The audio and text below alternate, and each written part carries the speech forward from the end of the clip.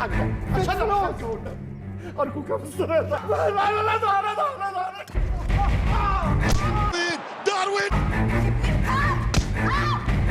Surely he can't win it. انت بتساعد عليا يالا؟ اقف مكانك. اقول لك انا بقى على الخطه الاحلى.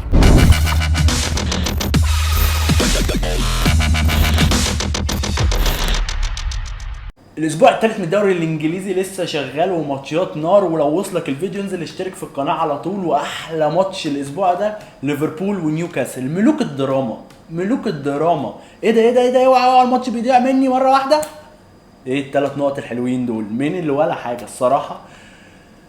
ماتش صعب جدا على ليفربول مش متماسكه.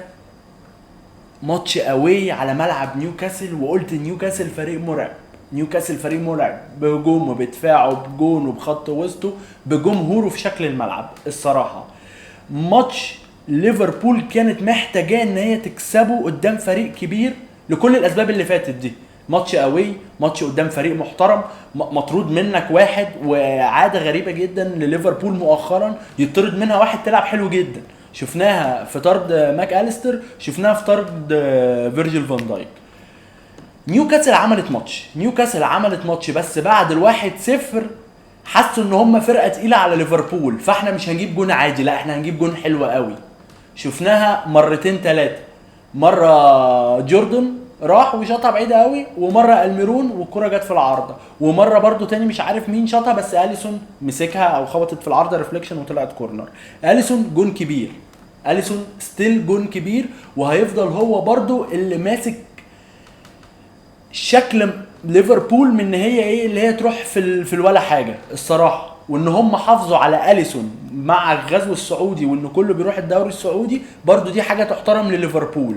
وان 80% او 85% مش عايز اهبد ان صلاح قاعد، يعني خلاص 85% اعتقد ان صلاح قاعد، مع ان هم بيقولوا ان العرض هيوصل ل 150 مليون، 100 مضمونين و50 هتبقى ايه ليها علاقه بالشروط لو اللعيب كسب ايه ومش عارف ايه. طبعا مفيش حد نفسه الصفقه دي تحصل غير المقاولين العرب، يعني فاهم، المقاولين العرب هيقفش 150 مليون جنيه مصري، يعني ايه الله يسهل له.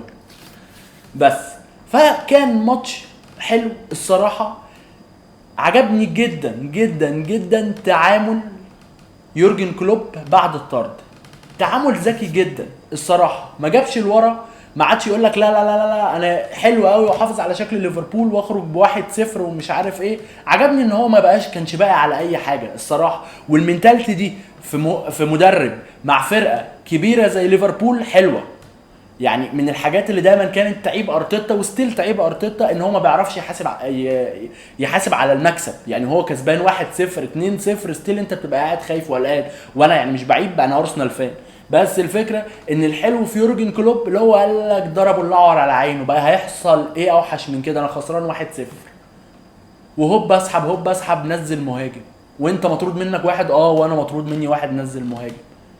كرة كلاسيكية جدا، صلاح بينزل بيسقط بيقوم باصيها لجوتا بيقوم موديه، قال له روح بانفراده، المدافع جاي يوقفها بس جاي يوقفها بحنيكه برده، راحت طايره منه، راح نونيز حاطط نفس الكرة تاني. صلاح ريفليكشن هوب صلاح معاه الكرة تقل عليها، كان ممكن يلعبها له باليمين، لا هو استنى الواد يجري يلعبها بشماله رجله اصلا، الواد هوب من السرور لقى نفسه قدام الجون، ونونيز فينيشر. نونيز بيقول ليورجن كلوب بمعنى غير صريح انا محتاج دقايق اكتر، وانا مع ان نونيز محتاج دقايق اكتر. نونيز فرصتين جونين فينيشر، نونيز بقى فينيشر، وكان هو محتاج بس يتأقلم.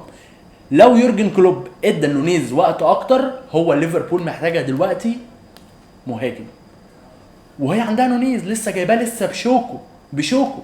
طب ما تديله.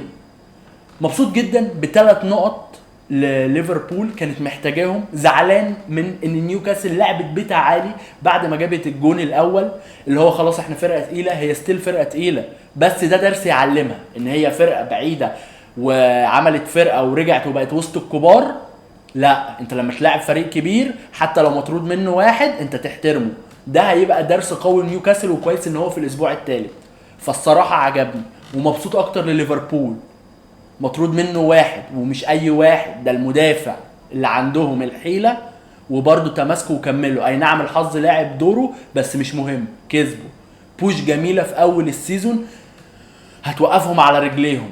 حتى قبل التوقف الدولي ماتشين ورا بعض يطرد منهم واحد وستيل يكسبوا. الصراحه انا مبسوط جدا لليفربول، لكل مشجعين ليفربول، مبسوط لصلاح، مبسوط ليورجن كلوب اللي الناس لسه واقفه ومتماسكه. يا رب يا رب يا رب صلاح ما يمشيش لاسباب كتير جدا يعني. بس كده، ده كان كل حاجه من وجهه نظري ليها علاقه بالماتش. لو وصلك الفيديو اشترك في القناه واشوفكم على خير.